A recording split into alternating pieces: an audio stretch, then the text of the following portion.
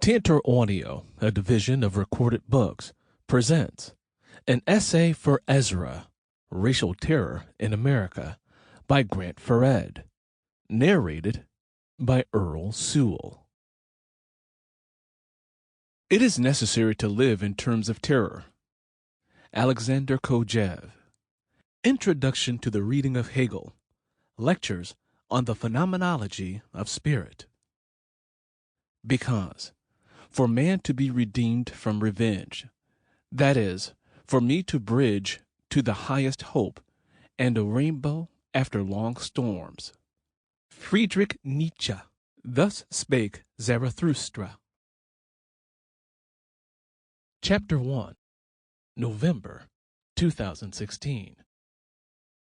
Wednesday morning, November 9th, 2016, assumed its usual routine, except it was nothing like a normal morning in our household, nothing like it at all. Following the pattern of mornings, my wife, Jane, got up around 6 a.m. with our son Ezra, who was then 8 years old. As is their practice, mother and son sat down to breakfast. I write late.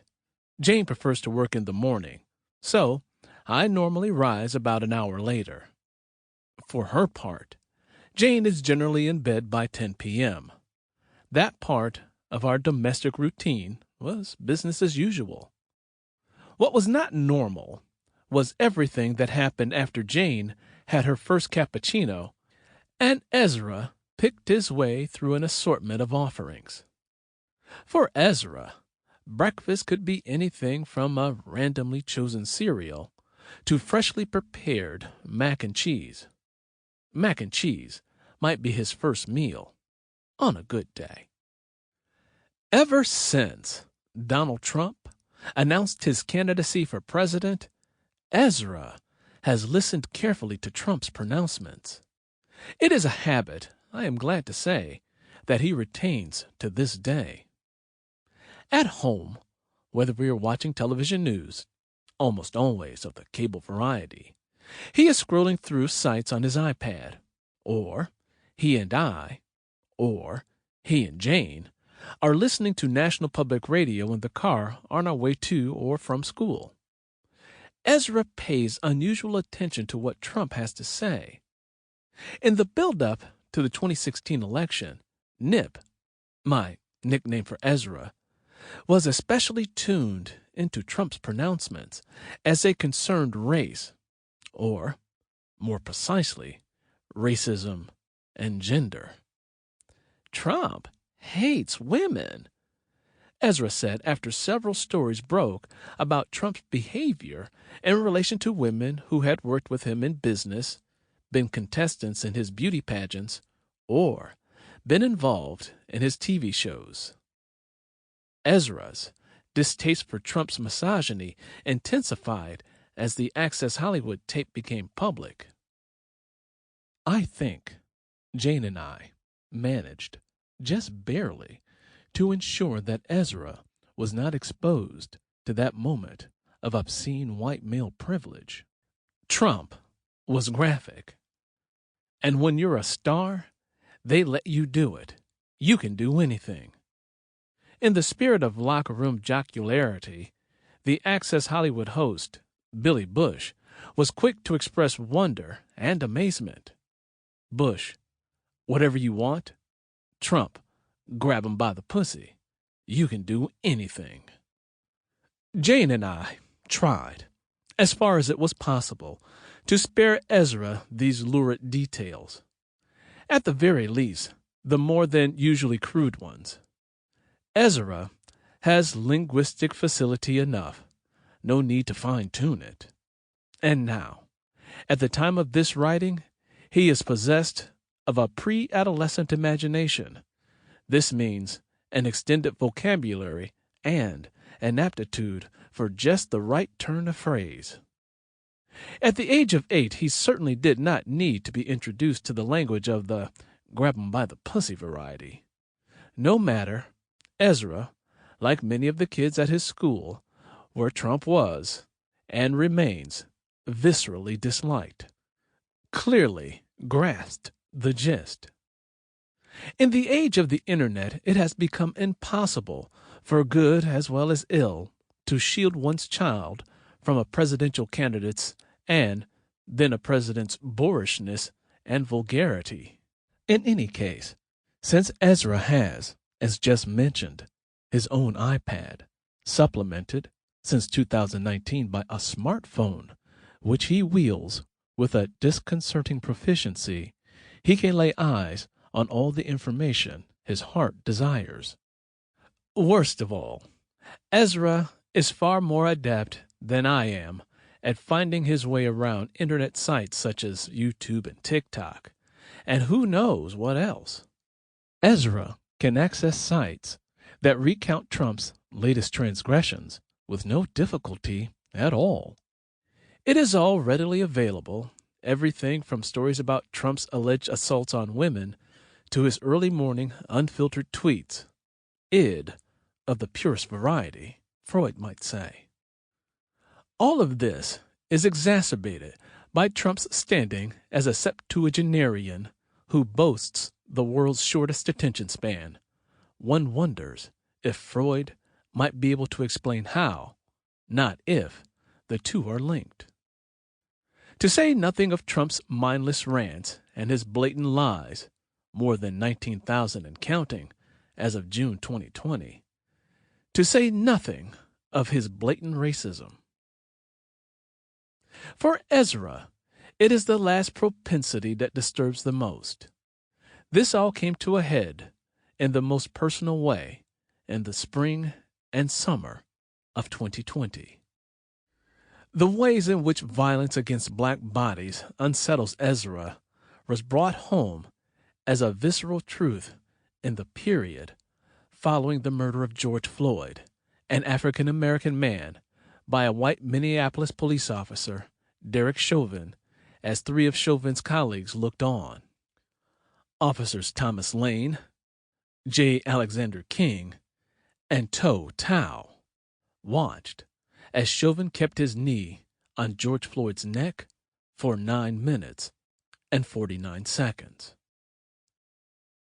While we live in Ithaca, New York, Ezra's two older brothers live in Minnesota.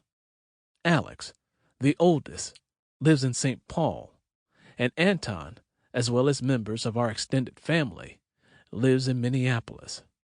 And not just any neighborhood, but in the Longfellow neighborhood in South Minneapolis. Anton lives literally just a few blocks from East 38th Street and Chicago, which is in the adjoining Powderhorn neighborhood where Floyd's murder took place. Not our neighborhood as such, but our home away from home. So, yes, in an expansive, proprietary sense, our neighborhood. Every year, we spend at least a couple of weeks of our summer vacation in the Longfellow neighborhood. We shop at the Target, just this side, our side, of the railway tracks that separate Longfellow from Powderhorn.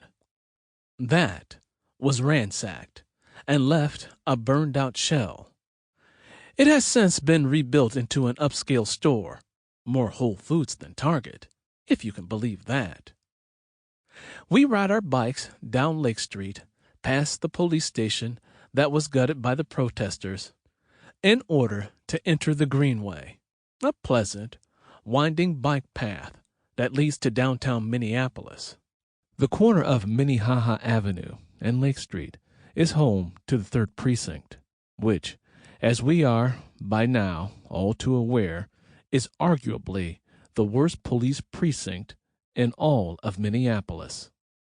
We patronize the local bowling alley, Memory Lanes. We order takeout from our favorite Indian restaurant, Gandhi Mahal, also, sadly, a victim of the protests and gone for good. From time to time, Ezra, Anton, and I check out the fancy bikes at the store called The Hub, which has all the trappings of a hipster joint. On May 25th, Memorial Day, 2020, from our home in Ithaca, we watched the video. Derek Chauvin's knee on George Floyd's neck until Floyd died. We watched it. Replay after replay.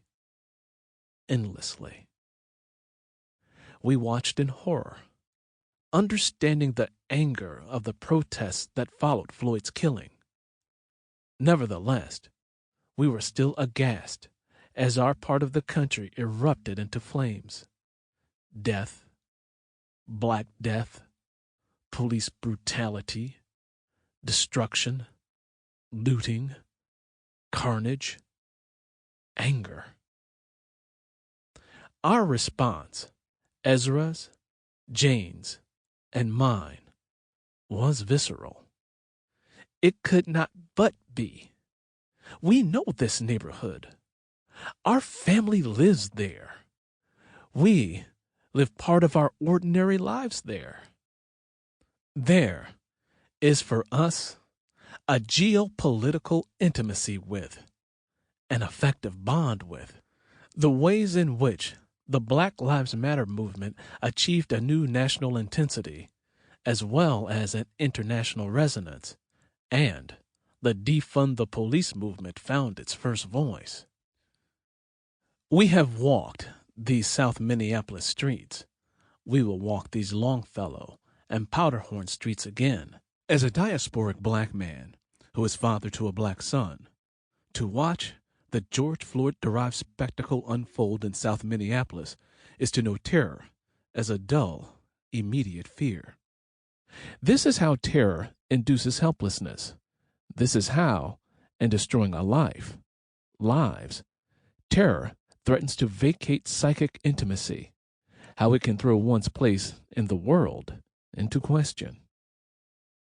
In our Ithaca living room, huddled together out of an unspeakable vulnerability, the three of us watched Dave Chappelle's Netflix special titled 846. 8 minutes and 46 seconds was the originally reported duration of Chauvin's kneeling on George Floyd's neck.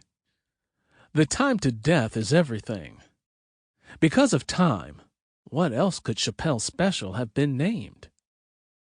Alex sent us the link to 846, and so Jane, Ezra, and I watched Chappelle.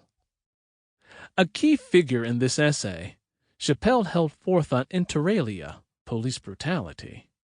We watched in desperate, disenfranchised silence. We watched it again and again. We watched 846 because Chappelle understands. What is more, Chappelle understands in a critical Heideggerian sense, that is, Chappelle's to understand encompasses both verstehen, to make something stand in the open, and verstand, which signifies reason, or reason, what we take to be common sense, or a general understanding of what is, or should be, obvious to all. Again, we could peg this in some ways at our own peril as common sense. As such, Chappelle departs from Heidegger because the latter insists on a strict separation of one definition from the other. So much that Heidegger dismisses the second definition as not philosophically useful. Chappelle conflates these renderings.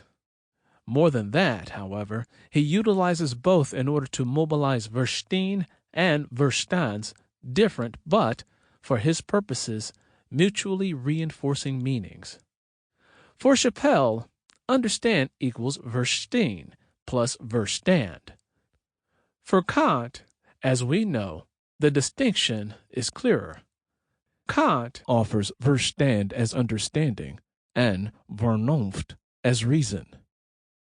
In order to achieve distinction, in the course of which we are doing violence to Heidegger's concept, if not clarify, let us name it verstehen. Chappelle integrates Verstehen and Verstand into a Heideggerian compound so that he can bring to light what it means to understand the black community's response, or the responses of various constituencies within the black community to George Floyd's murder. Chappelle starts from the premise that to understand is to know what is self-evident, apparent, and commonsensical. Things are as we see them. They are as they appear to us. And, because of this, everyone should be able to grasp how it is, how it belongs. That is, to reason. That is, things are as they appear, and, as a consequence, how we process what appears produces, out of its constitutive logic, a reasonable conclusion. Chappelle also relies on Heidegger's Verstehen in order, over the course of 8 minutes and 46 seconds, to lay things bare. Chappelle grapples towards the truth of what is by seeking to bring the violence to which black life is subject out into the open, producing a clear grasp of the thing as a whole. Through Verstand, Chappelle mediates his way. 846 is nothing less than a thinking of racism, a thinking that emerges out of the urgency of the now, an intense reflection on what is in the United States. As such, 846 is a Chappelle special sui generis, only superficially like his other work. To the more rigorous realm that he crafts as Verstehen, so that the former adds critical balance to the latter, rather than, as in Heidegger's distinction, hierarchizing and, in doing so, refusing Verstand as a mode of critique. These streets will speak for themselves. 1. Approach the matter analogically. It is all quite simple, really. I promise. In order to understand what is happening to and in America in the wake of the death of George Floyd, white America must consider things analogically. The thing that is black America's response to the murder of a black man in broad daylight, a police officer committing this act of violence in full view of his colleagues, indifferent to the onlookers recording him on their cell phones. Some of the bystanders implored Chauvin to stop, to treat Floyd's black life as though it had value, some value, just enough value that would allow Floyd to keep breathing, to treat the other as though he were human. Instead, as a senior officer, Chauvin exercised his authority to the point of death. Chauvin's was an act so blatant in its disregard that it rises to the charge of sadism. Unmoved by all around him, most of all, the dying man beneath his knee, Chauvin committed an act of cruelty as though it were a matter of no consequence, took a human life as though it were simply another act performed in the line of a duty rooted in violent indifference to black life and death. The route to white Verstand runs through white police sadism. As such, to watch George Floyd being killed is to recoil because of the intense fear and anxiety that it provokes. The work of terror is to make imminent the fragility of black life, always subject to the predations of white force. Black life can be snuffed out at will. Black life depends on the forbearance of white force. And should we have any difficulty understanding the propensity for white police sadism, all we need to do is turn to Chappelle. He just happens to have the perfect analogy. If white America wants to understand black America and its response to George Floyd's killing by a white policeman on a Minneapolis street, all white America has to do is think like the Los Angeles Police Department. There is, of course, another alternative. White America could think a mimesis of the South, That is, it could seek to comprehend those individuals, those constituencies of white America, who are publicly supportive of the black struggle against injustice, those white Americans who participate in protests, those white Americans who lead movements in areas where there are no significant black populations. In the summer of 2020, white people in the city of Portland, Oregon, the state of Utah, and other venues showed themselves ready to struggle for the transcendent principle which we could name justice, equality, or simply the determination to make their voices heard for what might be called, commonsensically, doing the right thing. Self-reflection on the order of the white self addressing its intellectually delinquent, morally abject white self. Why do other whites have the capacity for verse stand? Is there something to be learned not from those Americans who are unlike me, but from those whom I resemble in racial profile, if not in the ability to understand? To be specific, all white America has to do is emulate the mindset of the 400 members of the LAPD who hunted down and killed Christopher Dorner, a black man who had previously worn the uniform of the LAPD. Dorner was born in New York City and raised in Southern California. From 2002 to 2013, he served as an officer in the U.S. Navy Reserve. In 2007, he joined the LAPD, a short-lived tenure. He was fired from the LAPD in 2008, in Dorner's view, an act of retaliation for his having filed a complaint about a fellow cop, Teresa Evans, for using excessive force while arresting a suspect suffering from dementia and schizophrenia. From the time of his dismissal in 2008 through 2011, Dorner appealed his firing to various institutions, beginning with the LAPD and going all the way up to the Superior Courts and California Appellate Courts. None of it met with any success. Finding himself out of options, in February 2013, Dorner posted his manifesto as the document became known to his Facebook page. In his manifesto, Dorner named 40 police officers he intended to kill. He alleged that the LAPD remained, despite the turmoil of the 1992 riots, intensely racist, and that the department had not changed at all since the Rampart and Rodney King days. From February 3rd to February 12th, Dorner killed 4 people. His victims were 2 police officers, a young woman named Monica Kwan, and her fiancé, Keith Lawrence, who was African American. Monica Kwan was the daughter of Randall Kwan, the attorney who represented Dorner in his lawsuit against the LAPD. According to Dorner, Randall Kwan, who had been the first Asian American captain in the LAPD, was sympathetic to the department and so had not provided the kind of counsel his case required. The LAPD tracked Dorner to a cabin in the San Bernardino Mountains near Big Bear Lake. The police surrounded the cabin, and after Dorner failed to comply with their demand to surrender, law enforcement bulldozed the building and fired pyrotechnic tear gas canisters into it. According to the coroner's account, Dorner died of a self-inflicted gunshot wound to the head. Chappelle, whom Dorner names a genius in his manifesto, has a different account of Dorner's demise. Dorner affords comedian Kevin Hart the genius honor as well, much to Chappelle's chagrin. It is, however, chagrin of the most endearing variety. Chappelle starts 846 slowly, relating the events of Dorner's death.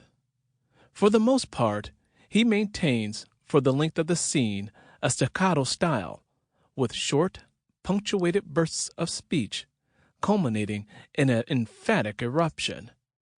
By the end of the Dorner scene, Chappelle is literally spitting out his words. They found him, Big Bear, hiding in a cabin. When they found out what this nigger was, no less than 400 police officers showed up to answer the call. And boy, let me tell you something. They Swiss cheese this nigger. He is dead as dead can be. And you know why 400 cops showed up? Because one of their own was murdered. So, how the fuck can't they understand what's going on in these streets? We saw ourselves like you see yourself. To make sense of the protests that shook the nation after May 25, 2020, requires nothing other than a basic grasp of mimicry. Call it empathy if you insist, or not, as you wish. Verstand would do as well. Just practice the political act of feeling like. Of feeling like Black America. Of feeling like, if not someone other than you, then some white person, or a collection of white persons, LAPD officers intent on avenging their own. Who is not you, but whose outlook Chappelle presumes you to share.